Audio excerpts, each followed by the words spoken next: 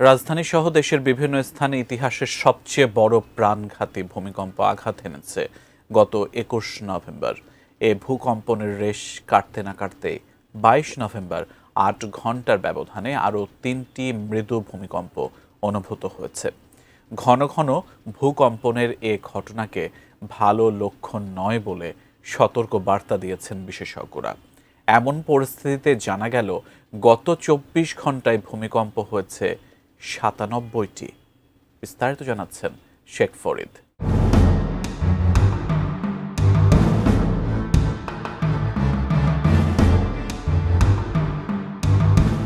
বাংলাদেশের ইতিহাসে ৫.৭ মাত্রার প্রাণঘাতী ভূমিকম্প হয়েছে গত ২১ নভেম্বর।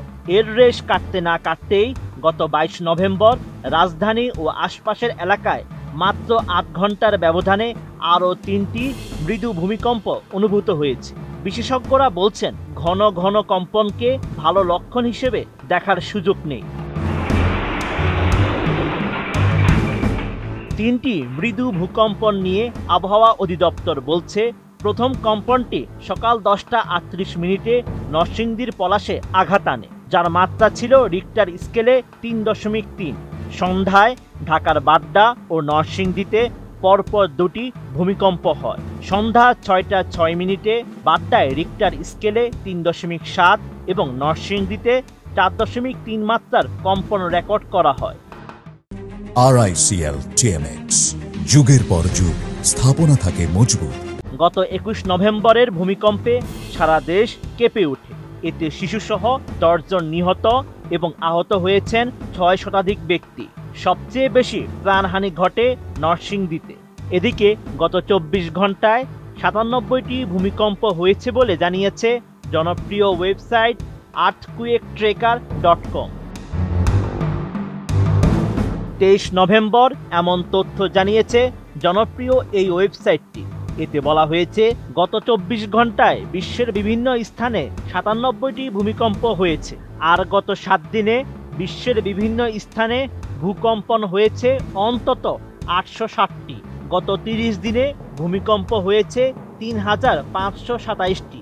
এছাড়া গত ৩৬৫ দিনে ভূমিকম্প হয়েছে ৪৬,৬৩৮টি। এদিকে পৃথিবীর অন্য যে কোনো দেশের তুলনায় ভূমিকম্পের সঙ্গে সবচেয়ে বেশি অভ্যস্ত উত্তর আটলান্টিকের বরফ আচ্ছন্ন দ্বীপ আইসল্যান্ড। আগ্নেয়গিরি আর ভূতাপীয় বিস্ময়ের দেশটি যেন প্রতিদিনই নড়ে ওঠে। অনেকের কাছে সেটা অবাক করা হলেও ভূতত্ত্ববিদদের কাছে এটি একেবারেই স্বাভাবিক ঘটনা। ২০২৩ সালে আইসল্যান্ডে এমন একটি দিনও গেছে যেদিন ২৪ ঘন্টায় রেকর্ড ১,৬০০টির বেশি ভূমিকম্প হয়। একই বছর ভিন্ন দিনে ২৪ ঘন্টায় ২,২০০রও বেশি ভূমিকম্প বেসরকারিভাবে রেকর্ড করা হয়েছিল।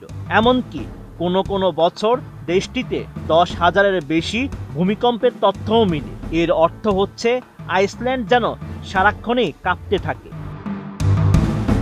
Sheikh Farid, ATN news.